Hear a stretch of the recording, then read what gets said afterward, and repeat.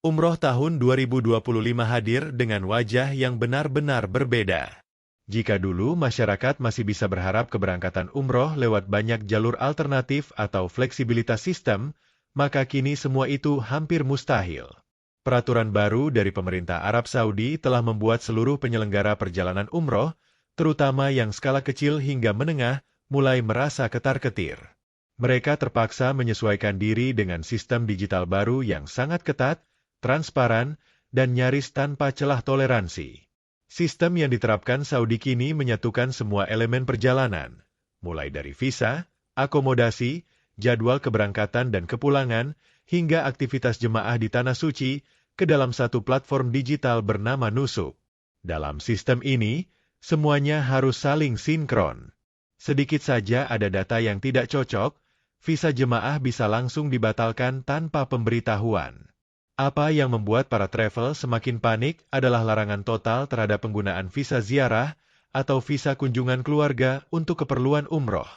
Di tahun-tahun sebelumnya, celah ini sering dimanfaatkan sebagai jalan pintas, baik oleh oknum travel nakal maupun jemaah yang ingin biaya lebih murah.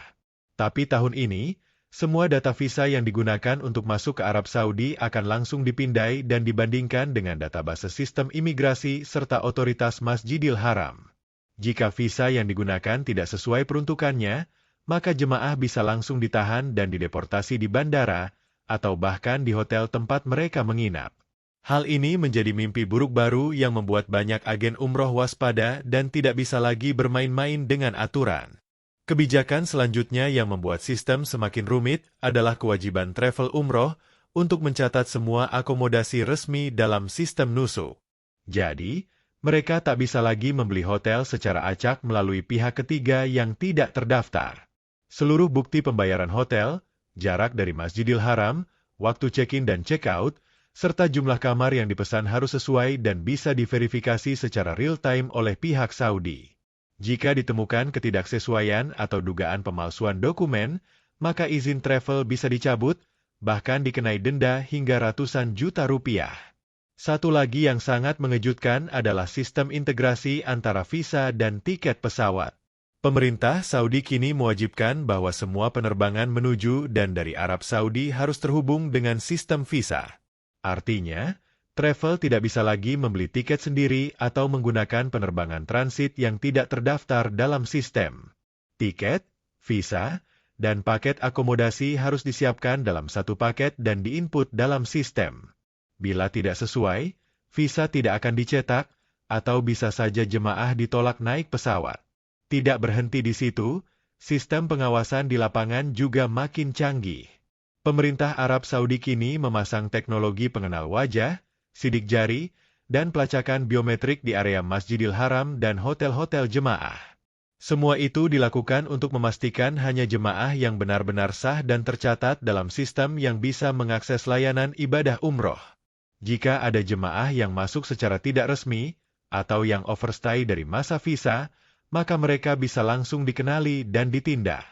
Bahkan beberapa jemaah yang ketahuan menumpang di kamar orang lain atau tidak sesuai dengan sistem, langsung diamankan oleh aparat. Semua kebijakan ini membuat banyak travel umroh skala kecil mulai kewalahan. Mereka tak lagi bisa memanipulasi data atau menggunakan jalur belakang. Biaya operasional mereka naik drastis karena harus mengikuti sistem resmi yang lebih mahal, termasuk dalam hal hotel, transportasi, dan perizinan.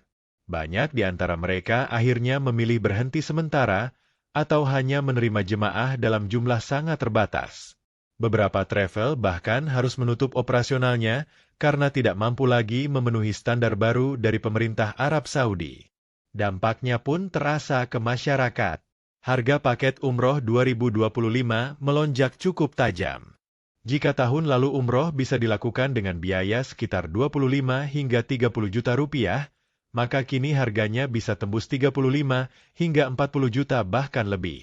Kenaikan ini terjadi karena biaya hotel resmi jauh lebih tinggi, penerbangan yang terintegrasi sistem memiliki kurs konversi yang lebih ketat, dan semua pajak serta biaya tambahan kini tercatat secara digital dan tidak bisa lagi disembunyikan. Ini membuat margin keuntungan penyelenggara umroh semakin kecil, dan secara otomatis harga kepada jemaah pun ikut naik. Tak hanya itu, pemerintah Arab Saudi juga bekerja sama dengan Kementerian Agama Indonesia dalam hal pengawasan dan pelaporan jemaah. Kini, setiap jemaah umroh harus dilaporkan keberangkatannya, lokasi menginapnya, aktivitas ibadahnya, hingga waktu pulang secara real-time.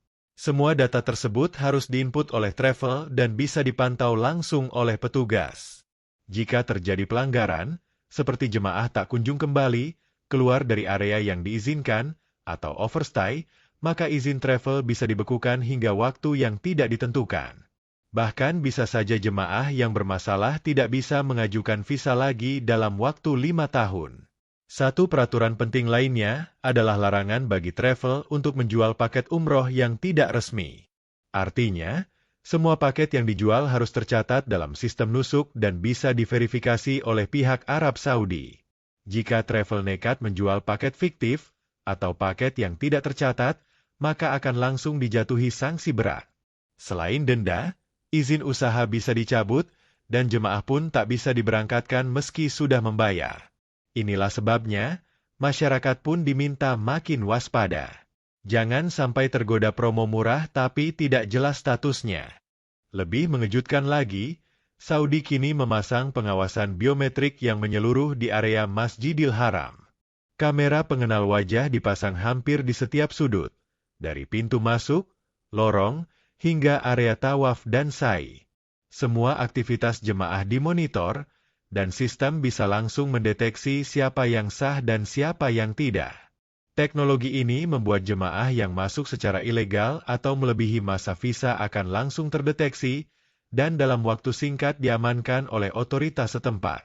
Akhirnya, semua hal ini berujung pada satu hal, lonjakan biaya dan pengetatan sistem yang belum pernah terjadi sebelumnya dalam sejarah umroh modern.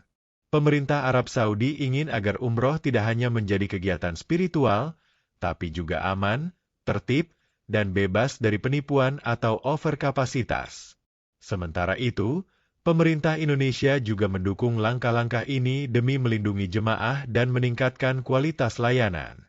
Kesimpulannya, Umroh 2025 bukan hanya tentang niat dan dana, tapi juga tentang kesiapan sistem, kejelasan status, dan transparansi data. Jemaah harus makin cermat dalam memilih biro perjalanan. Pastikan travel sudah resmi dan punya akses ke sistem nusuk. Jangan percaya begitu saja dengan promo murah tanpa dokumen resmi.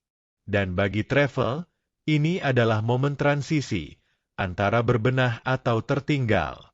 Untuk kamu yang berencana umroh tahun ini atau tahun depan, pastikan mencari informasi dari sumber terpercaya. Jika kamu merasa informasi ini bermanfaat, silakan tekan tombol subscribe, beri like, dan bagikan ke teman-teman atau keluarga yang sedang merencanakan ibadah umroh. Kalau kamu punya pengalaman pribadi atau pernah tertipu travel, silakan ceritakan di kolom komentar. Ceritamu bisa jadi pelajaran berharga bagi yang lain. Terima kasih sudah menyimak sampai akhir. Semoga perjalanan ibadahmu dilancarkan, diterima, dan membawa berkah untuk dunia dan akhirat. Wassalamualaikum warahmatullahi wabarakatuh.